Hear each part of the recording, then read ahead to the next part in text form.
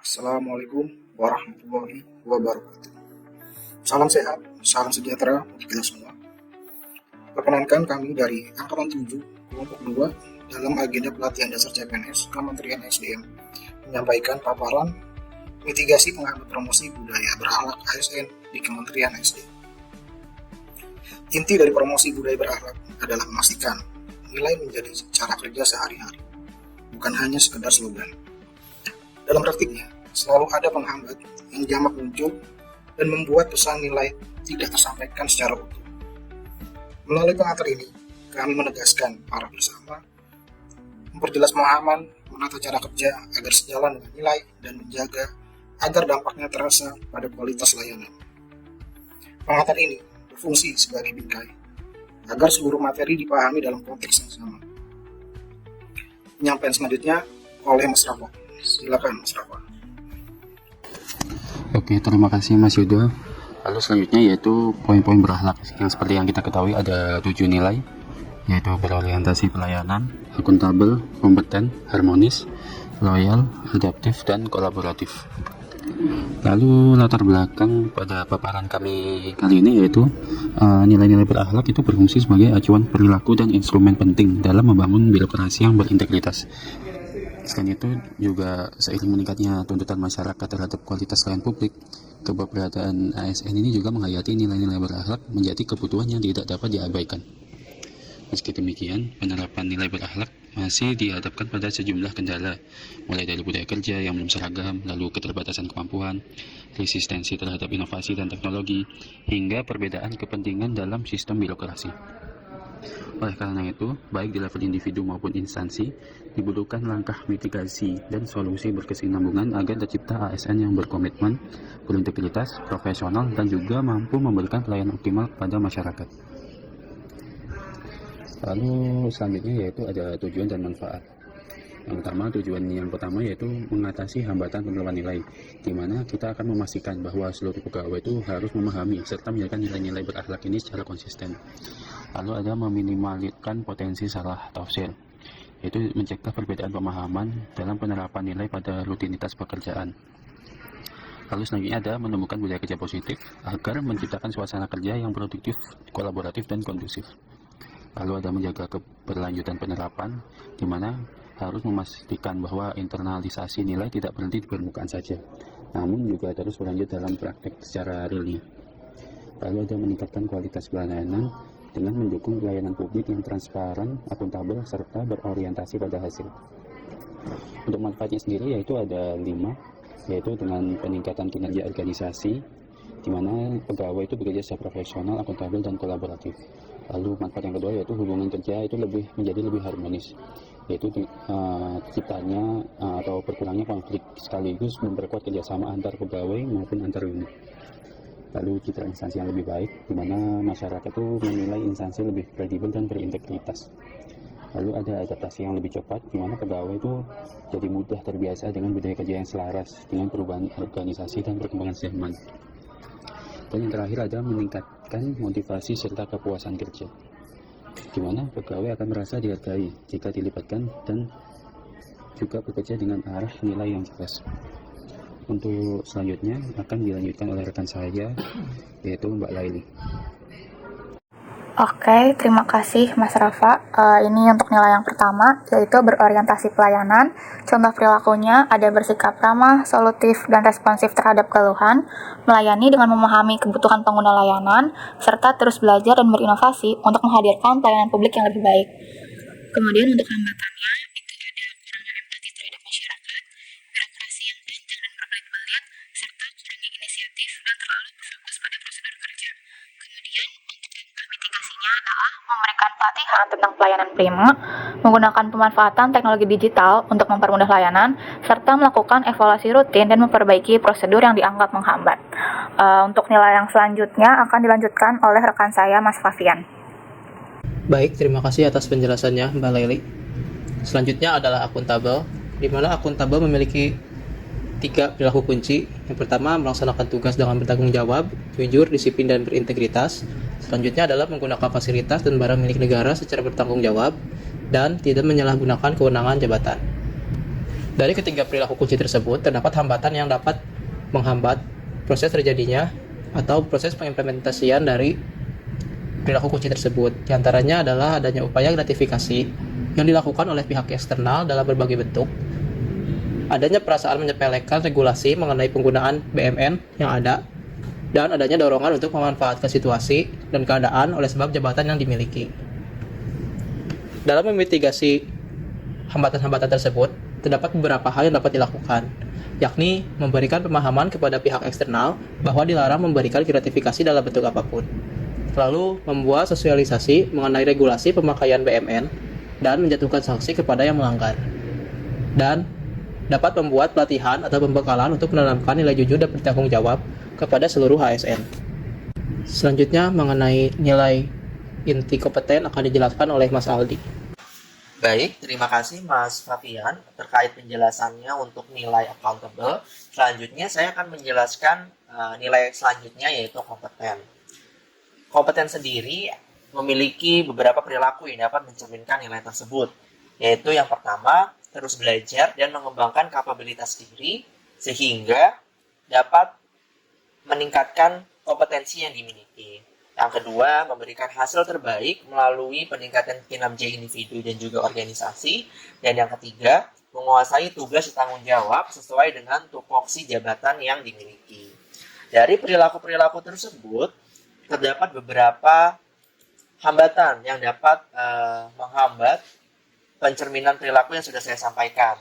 Yaitu yang pertama, kurangnya motivasi ASN untuk mengikuti pelatihan atau pendidikan lanjutan. Yang kedua, kurangnya indikator kinerja yang jelas. Dan yang ketiga, masih adanya ASN yang ditempatkan tidak sesuai dengan kompetensi yang dimilikinya.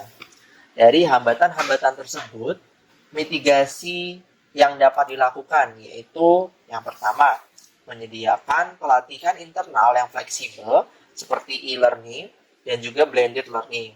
Dan hal tersebut dapat mempermudah ASN dalam mengakses pelatihan ataupun pendidikan sehingga dapat mempermudah ASN untuk meningkatkan kompetensinya. Kemudian yang kedua yaitu menerapkan sistem penilaian kinerja berbasis hasil atau performance based appraisal sehingga ASN memiliki motivasi untuk meningkatkan kompetensinya karena evaluasi yang diterapkan yaitu berdasarkan kinerja. Kemudian yang terakhir adalah penempatan ASN yang berbasis merit dan kompetensi atau berdasarkan talent management. Hal tersebut dapat mendorong para ASN untuk meningkatkan kompetensinya karena sesuai dengan minat dan juga kompetensi yang dimiliki oleh ASN tersebut. Pembahasan selanjutnya adalah untuk nilai harmonis. Nilai harmonis akan disampaikan oleh Mas Hafiz. Oke, baik. Terima kasih Mas Aldi. Selanjutnya ke identifikasi nilai dari harmonis. Salah 3 perilaku yang menunjukkan nilai harmonis yaitu menunjukkan rasa kepedulian kepada rekan kerja, membantu rekan kerja menyelesaikan tugas, lalu peka terhadap kondisi rekan kerja. Lalu hambatan-hambatan dalam penerapan nilai harmonis yaitu mementingkan pekerjaan atau kepentingan pribadi atau sifat individualisme, kurang rasa empati kepada rekan kerja, lalu komunikasi yang buruk seperti penggunaan bahasa yang kurang santun, lalu penyampaian kritik yang kurang baik. Lalu mitigasi dari hambatan-hambatan dalam nilai harmonis yaitu menumbuhkan budaya kebersamaan dalam menjalankan tugas kelompok atau tim, lalu kegiatan team building agar setiap rekan kerja saling mengenal pribadi dan kondisi masing-masing, lalu beretika dalam berkomunikasi dan meningkatkan interaksi antar rekan kerja. Untuk selanjutnya boleh dilanjutkan ke Mbak Taskia. Baik, terima kasih Mas Hafiz atas penjelasannya. Selanjutnya saya akan mempresentasikan tentang nilai loyal. Perilaku yang mencerminkan nilai loyal yaitu menjaga kerahasiaan dokumen dan informasi negara, tidak membocorkan informasi penting instansi kepada pihak yang tidak berwenang, menjalankan sumpah atau janji ASN untuk menjaga rahasia negara.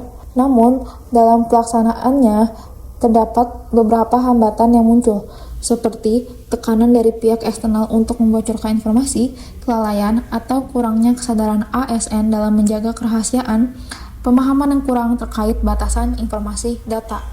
Untuk mengatasi hambatan, beberapa langkah mitigasi yang perlu dilakukan yaitu pertama, sosialisasi dan pelatihan kerahasiaan informasi secara berkala, kedua, penguatan integritas dan penegakan kode etik ASN, ketiga, peningkatan keamanan sistem informasi dan dokumen. Presentasi selanjutnya akan dijelaskan oleh rekan saya, Mas Nuzul. Terima kasih atas penjelasannya Mbak Taskia. Selanjutnya, izinkan saya untuk menjabarkan mengenai pengamalan nilai adaptif selaku nilai ASN berakhlak di dalam lingkungan kerja. Adapun contoh perilaku yang dapat dilakukan untuk mengamalkan nilai adaptif antara lain, yang pertama, kita bisa memanfaatkan berbagai aplikasi untuk menunjang pekerjaan dan mendukung koordinasi lintas unit. Contohnya menggunakan Zoom untuk meeting, lalu juga Google Workspace untuk mengolah data, dan lain sebagainya. Selanjutnya, kita juga patut untuk mengadaptasi sistem kerja berbasis digital dan mengembangkan sistem arsip elektronik. Hal ini dapat dilakukan karena selain untuk tujuan efisiensi, kita juga dapat menjaga lingkungan karena tidak lagi menggunakan kertas sebagai media penyimpanan. Selanjutnya, kita juga dapat menyesuaikan prosedur kerja dengan regulasi baru berbasis teknologi, seperti pembuatan perizinan online dan layanan publik digital lainnya. Selanjutnya, kita dapat menemukan beberapa contoh hambatan dalam pengamalan nilai adaptif ASN. Yang pertama, keterbatasan literasi digital, yaitu ketidakmampuan seorang ASN untuk menjalankan sistem operasi baru, menggunakan aplikasi baru, dan lain sebagainya.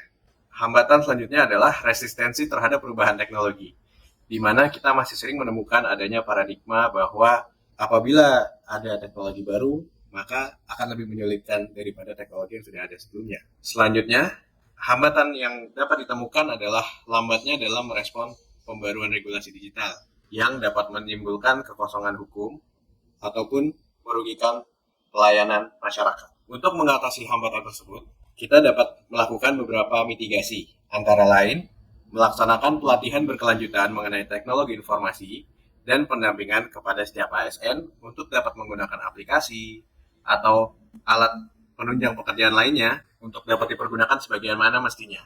Selanjutnya, kita patut untuk membangun budaya inovasi dengan memberikan ruang bagi ASN untuk mengembangkan ide berbasis teknologi. Dan upaya mitigasi lain yang dapat dilakukan adalah sosialisasi regulasi baru secara jelas dan interaktif. Hal ini dapat dilakukan dengan membuat infografis, webinar, dan lain sebagainya. Terima kasih kepada Mas Nuzul atas penjelasannya. Selanjutnya, nilai kolaboratif dalam berakhlak sebenarnya mengajarkan kita untuk bekerja sama tidak hanya di dalam unit sendiri, tapi juga lintas pihak. Adapun pedoman perilakunya yaitu memberi kesempatan kepada pihak lain untuk berkontribusi, yang kedua terbuka dalam kerjasama agar tercipta nilai tambah, dan juga yang ketiga mampu menggerakkan berbagai sumber daya untuk tujuan bersama. Intinya, kolaborasi ini membuat pekerjaan ASN harusnya lebih efektif dan juga bermanfaat luas. Untuk hambatannya sendiri, sebenarnya dalam praktiknya ini ada beberapa hambatan pastinya. Pertama, ASN masih cenderung bekerja dalam batas unit masing-masing sehingga kontribusi lintas unit belum maksimal. Yang kedua, aturan birokrasi yang kaku sering membatasi ruang kerjasama. Ketiga, keterampilan komunikasi dan manajemen konflik belum merata, sehingga koordinasi tidak selalu lancar. Dan keempat, tingkat kepercayaan antar pihak masih beragam, yang kadang membuat kerjasama hanya formalitas. Untuk itu, ada beberapa langkah mitigasi dari hambatan-hambatan yang ada, yaitu pertama, kita bisa memperbanyak forum lintas sektor agar ruang kontribusi lebih terbuka. Lalu regulasi yang ada sebenarnya bisa dioptimalkan atau bahkan mungkin bisa disederhanakan bila perlu. Keterampilan komunikasi ASN juga perlu ditingkatkan, bisa melalui pelatihan agar siap menghadapi perbedaan. Dan yang tak kalah penting, membangun kepercayaan melalui transparansi serta apresiasi kontribusi masing-masing pihak, sehingga nilai kolaboratif diharapkan bisa dijalankan sepenuhnya bukan hanya budaya ASN. Selanjutnya akan disampaikan oleh Mas Dafa. Kepada Mas Dafa dipersilahkan. Terima kasih Mbak Naya atas kesempatannya. Selanjutnya adalah kesimpulan. Penerapan nilai-nilai ASN berakhlak menciptakan budaya kerja ASN yang profesional, unggul, dan inovatif guna meningkatkan kinerja individu dan organisasi dalam mewujudkan tujuan negara. Pelaksanaan nilai-nilai ASN berakhlak tentunya dihadapkan dengan berbagai isu dan masalah penghambat. Sebagai seorang ASN, diperlukan sifat proaktif dan inovatif sehingga masalah penghambat promosi budaya berakhlak dapat dimitigasi. Mitigasi masalah penghambat promosi budaya berakhlak perlu disusun dengan efisien dan tepat sasaran. Untuk dapat mewujudkan tujuan tersebut, diperlukan identifikasi akar masalah dan penyusunan solusi yang inovatif. Harapannya, berbagai mitigasi yang berhasil diidentifikasi dapat diterapkan dalam melaksanakan pekerjaan sehari-hari, sehingga tujuan penerapan budaya ASN berakhlak dapat tercapai. Sekian presentasi dari kelompok 2 Angkatan 7 mengenai mengenai mitigasi masalah penghambat promosi budaya berakhlak. Atas perhatiannya kami ucapkan terima kasih.